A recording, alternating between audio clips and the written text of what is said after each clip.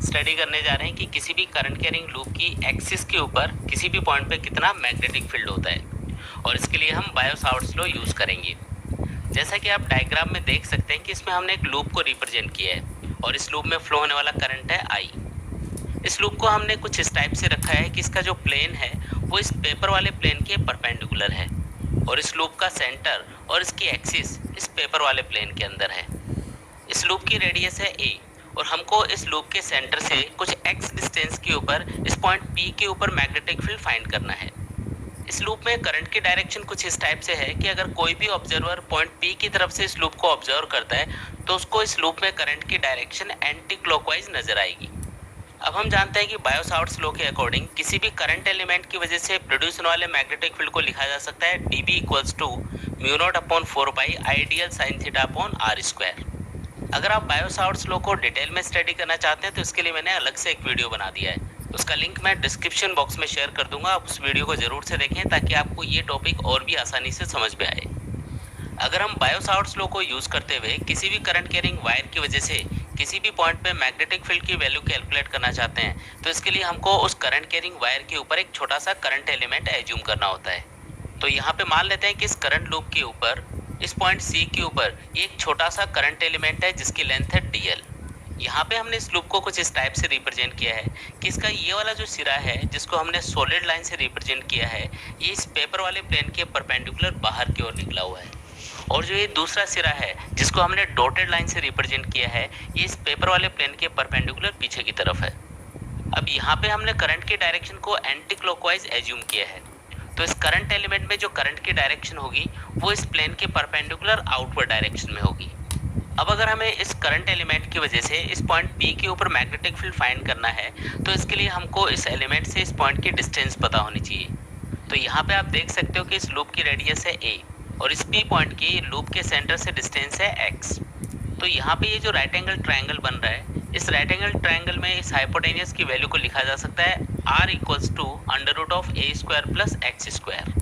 यहाँ पे हम देख सकते हैं कि इस करंट एलिमेंट की डायरेक्शन है प्लेन के परपेंडिकुलर आउटवर्ड, और जो पॉइंट है जहाँ पे हमको मैग्नेटिक फील्ड फाइंड करना है अगर एलिमेंट के सेंटर से उस पॉइंट की तरफ एक पोजीशन वेक्टर ड्रॉ किया जाए तो उस पोजीशन वेक्टर r और जो करंट एलिमेंट की डायरेक्शन है उनके बीच का एंगल होगा 90 डिग्री। तो यहाँ पे करंट एलिमेंट और पोजीशन वेक्टर r के बीच का एंगल है 90 डिग्री। तो अगर हम इस करंट एलिमेंट की वजह से इस P पॉइंट के ऊपर मैग्नेटिक फील्ड की वैल्यू कैलकुलेट करें तो बायो-सावर्ट्स लॉ के अकॉर्डिंग हम लिख सकते हैं dB equals to mu naught upon 4 pi I dl sine 90 upon r square. यहाँ पे साइन 90 की वैल्यू हो जाएगी 1, और अगर हम इस इक्वेशन में r की वैल्यू पुट कर दें तो हम इस इक्वेशन को लिख सकते हैं dB equals to mu naught upon 4 pi I dl upon a square plus x square. अब हम देखते हैं कि इस करंट एलिमेंट की वजह से इस P पॉइंट पे प्रोड्यूस होने वाले मैग्नेटिक फील्ड की डायरेक्शन क्या होगी। अगर हम बायो-सावर्ट्स लॉ को वेक्टर फॉर्म में लिखते हैं तो इसको लिखा जाता है mu naught upon 4 pi I dl cross r cap upon r square, और यहाँ पे जो dl क्रॉस r कैप की डायरेक्शन होती है वही मैग्नेटिक फील्ड की डायरेक्शन कंसिडर की जाती है। तो यहाँ पे इस डायग्राम के अकॉर्डिंग dl एलिमेंट की डायरेक्शन है प्लेन के परपेंडिकुलर आउटवर्ड, और जो पोजीशन वेक्टर r है उसकी डायरेक्शन है C से P की तरफ। अगर हम dl और r वेक्टर का क्रॉस प्रोडक्ट करें तो इससे जो रिजल्टेंट वेक्टर यानी मैग्नेटिक फील्ड की डायरेक्शन आएगी वो उस प्लेन के परपेंडिकुलर आएगी जिस प्लेन में dl एलिमेंट और r वेक्टर हैं,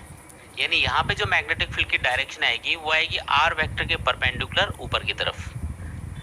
अब इसी तरीके से इस करंट लूप के ऊपर इस C पॉइंट के डायमेट्रिकली अपोजिट इस पॉइंट D के ऊपर हम एक छोटा सा current element dl dash assume करते हैं जिसमें करंट है I। अब हम देखते हैं कि इस करंट एलिमेंट के सेंटर से इस P पॉइंट की डिस्टेंस कितनी है। तो यहाँ पे इस राइट एंगल ट्रायंगल में आप देख सकते हो कि ये वाली जो डिस्टेंस है ये है a और ये वाली जो डिस्टेंस है ये है x। तो इस राइट एंगल ट्रायंगल में ये जो हाइपोटेनियस होगा इसको लिखा जा सकता है r equals to under root of a square plus x square. यहाँ पे हमने ये जो current element dl dash assume किया है इसकी जो डायरेक्शन है वो होगी प्लेन के परपेंडिकुलर इनवर्ड। अब इस डायग्राम के अकॉर्डिंग अगर हम इस एलिमेंट के सेंटर से इस P पॉइंट की तरफ एक पोजीशन वेक्टर r ड्रॉ करें तो हम देख सकते हैं कि जो पोजीशन वेक्टर r होगा ये इस dl डैश एलिमेंट के परपेंडिकुलर होगा, यानी dl डैश एलिमेंट और जो पोजीशन वेक्टर r है उनके बीच का एंगल होगा 90 डिग्री। तो अगर इस डीएल डैश एलिमेंट की वजह से इस पॉइंट P के ऊपर मैग्नेटिक फील्ड की वैल्यू कैलकुलेट की जाए तो इसको लिखा जा सकता है dB dash equals to mu naught upon 4 pi I DL dash sine 90 upon R square. यहाँ पे साइन 90 1 हो जाएगा और अगर इस इक्वेशन में r की वैल्यू पुट कर दी जाए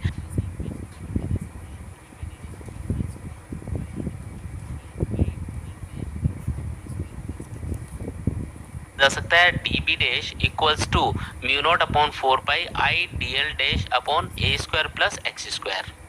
अब यहाँ पे अगर हम मान लें कि जो एलिमेंट dl है और जो dl डैश है उनकी लेंथ इक्वल है तो हम लिख सकते हैं dl और dl डैश इक्वल होने पर जो db और db डैश है वो भी इक्वल होंगे, यानी इन दोनों एलिमेंट्स का जो p पॉइंट पे मैग्नेटिक फील्ड है उसका मैग्नीट्यूड इक्वल होगा। अब अगर हम इस डीएल डैश एलिमेंट की वजह से इस पॉइंट P के ऊपर प्रोड्यूस होने वाले मैग्नेटिक फील्ड की डायरेक्शन कैलकुलेट करें तो यहाँ पे हम देख सकते हैं कि डीएल डैश एलिमेंट की डायरेक्शन है प्लेन के परपेंडिकुलर इनवर्ड और जो पोजीशन वेक्टर r है वो है पॉइंट D से P की तरफ। तो यहाँ पे इस P पॉइंट पे इस डीएल डैश एलिमेंट की वजह से प्रोड्यूस होने वाले मैग्नेटिक फील्ड की डायरेक्शन कैलकुलेट करने के लिए अगर हम dl क्रॉस r कैलकुलेट करें तो इसकी डायरेक्शन उस प्लेन के परपेंडिकुलर आएगी जिस प्लेन में डीएल डैश और r वेक्टर होंगे, यानी यहाँ पे इस मैग्नेटिक फील्ड dB डैश की डायरेक्शन आएगी इस r वेक्टर के परपेंडिकुलर डाउनवर्ड। यहाँ पे हम जानते हैं कि ये जो r वेक्टर है और जो मैग्नेटिक फील्ड dB है वो एक दूसरे के परपेंडिकुलर हैं, यानी ये वाला जो एंगल होगा ये होगा 90 डिग्री। अब अगर हम मान लें कि ये वाला एंगल है फाई तो ये वाला जो एंगल है ये होगा 90 माइनस फाई, और क्योंकि ये 90 माइनस फाई है इसलिए ये वाला जो एंगल होगा ये होगा फाई। अब अगर मैं इस मैग्नेटिक फील्ड dB के एक्सिस के अलोंग और एक्सिस के परपेंडिकुलर दो कंपोनेंट्स करूं तो ये जो फाई से जुड़ा हुआ कंपोनेंट है ये होगा dB cos फाई और ये जो दूसरा कंपोनेंट है ये होगा dB sin फाई। अब यहाँ पे डायग्राम के अकॉर्डिंग अगर ये वाला एंगल फाई है तो सिमेट्री की वजह से ये वाला एंगल भी फाई होगा, और अगर ये एंगल फाई है तो ये 90 माइनस फाई होगा और ये वाला एंगल फाई होगा, क्योंकि यहाँ पे भी ये जो r वेक्टर है और ये जो मैग्नेटिक फील्ड dB डैश है वो एक दूसरे के परपेंडिकुलर हैं। अब अगर मैं इस dB डैश मैग्नेटिक फील्ड के एक्सिस के अलोंग और एक्सिस के परपेंडिकुलर दो कंपोनेंट्स करूं तो एक्सिस के अलोंग जो कंपोनेंट होगा वो होगा dB sin फाई और ये जो फाई से जुड़ा हुआ दूसरा कंपोनेंट है ये होगा dB cos फाई। तो यहाँ पे आप इस डायग्राम से देख सकते हो कि ये जो दोनों कंपोनेंट्स है dB cos फाई और dB डैश cos फाई ये मैग्नीट्यूड में इक्वल होंगे लेकिन एक दूसरे के अपोजिट डायरेक्शन में होंगे और इसकी वजह से ये एक दूसरे को कैंसिल कर देंगे, और जो कंपोनेंट dB sin फाई और dB डैश sin फाई हैं वो एक ही डायरेक्शन में होने की वजह से ऐड हो जाएंगे। तो सिंपली हम यहाँ पे ये कह सकते हैं कि इन दोनों एलिमेंट्स की वजह से P पॉइंट पे जो मैग्नेटिक फील्ड होगा उस मैग्नेटिक फील्ड का एक्सिस के अलोंग वाला कंपोनेंट तो ऐड होगा और एक्सिस के परपेंडिकुलर वाला कंपोनेंट हमेशा एक दूसरे को कैंसिल करेगा, यानी मुझे इस P पॉइंट पे इस लूप की वजह से जो टोटल मैग्नेटिक फील्ड मिलेगा वो इन dB sin फाई वाले कंपोनेंट्स को ऐड करने से मिलेगा।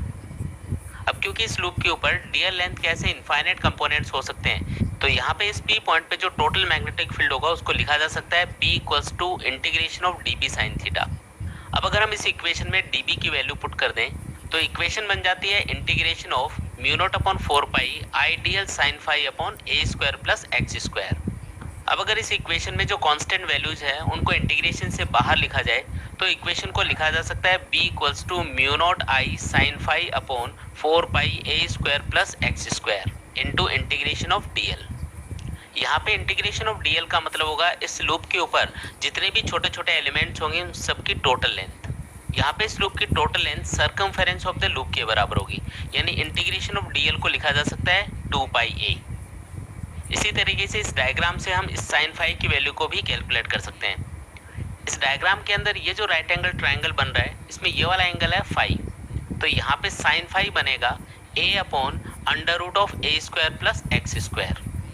तो अब अगर हम इस इक्वेशन में साइन फाई और इंटीग्रेशन ऑफ dl की वैल्यूज पुट कर दें तो इस इक्वेशन को लिखा जा सकता है mu naught I upon 4 pi a square plus x square into a upon under root of a square plus x square into 2 pi a.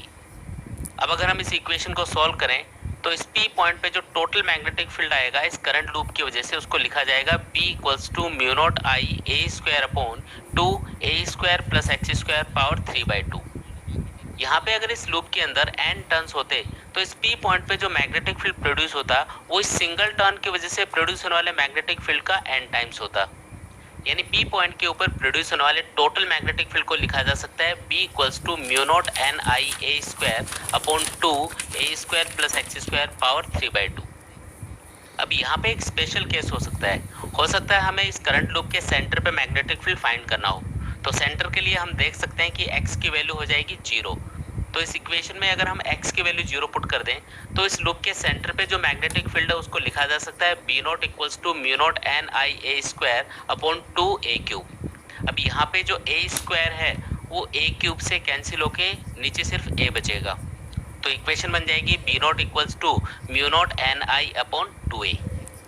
अब इस इक्वेशन से हम देख सकते हैं कि किसी भी करंट लूप के सेंटर पे जो मैग्नेटिक फील्ड है वो हमेशा मैक्सिमम होता है, और अगर हम एक्सिस के अलोंग सेंटर से दूर होते जाएंगे तो मैग्नेटिक फील्ड की वैल्यू कंटिन्यूसली कम होती जाएगी।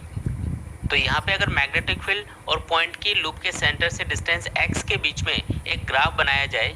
तो इस ग्राफ के अकॉर्डिंग जब x की वैल्यू 0 होगी यानी लूप के सेंटर पे अगर हम मैग्नेटिक फील्ड फाइंड करेंगे तो वो मैक्सिमम आएगा। लेकिन अगर हम लूप के सेंटर से दूर जाएंगे तो मैग्नेटिक फील्ड की वैल्यू कंटिन्यूसली कम होती जाएगी। किसी भी करंट कैरिंग लूप के सेंटर पे प्रोड्यूस होने वाले मैग्नेटिक फील्ड की डायरेक्शन कैलकुलेट करने के लिए हम राइट हैंड रूल यूज़ करते हैं। राइट हैंड रूल के अकॉर्डिंग अगर हम किसी भी करंट कैरिंग लूप में करंट की डायरेक्शन में राइट हैंड फिंगर्स को कर्ल करें तो जो राइट हैंड थंब होगा वो उस लूप के सेंटर पे प्रोड्यूस होने वाले मैग्नेटिक फील्ड की डायरेक्शन को रिप्रेजेंट करेगा। फॉर एग्जाम्पल अगर हम इस फर्स्ट डायग्राम में देखें तो यहाँ पे जो करंट की डायरेक्शन है वो है क्लॉकवाइज। तो अगर हम राइट हैंड फिंगर्स को क्लॉकवाइज डायरेक्शन में कर्ल करते हैं तो जो थंब है वो डाउनवर्ड पॉइंट करेगा, यानी इस लूप के सेंटर पे प्रोड्यूस होने वाले मैग्नेटिक फील्ड की डायरेक्शन होगी एक्सियली डाउनवर्ड। इसी तरीके से इस सेकंड केस में इस लूप में जो करंट की डायरेक्शन है वो है एंटी क्लॉकवाइज। तो अगर हम राइट हैंड फिंगर्स को एंटी क्लॉकवाइज डायरेक्शन में कर्ल करें तो जो थंब है वो अपवर्ड डायरेक्शन में आएगा, यानी इस करंट लूप की वजह से सेंटर पे जो प्रोड्यूस होने वाला मैग्नेटिक फील्ड है वो एक्सिस के अलोंग अपवर्ड डायरेक्शन में होगा।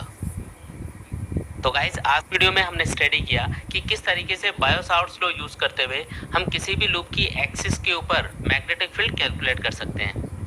सर्कुलर करंट लूप के सेंटर पे कितना मैग्नेटिक फील्ड होता है।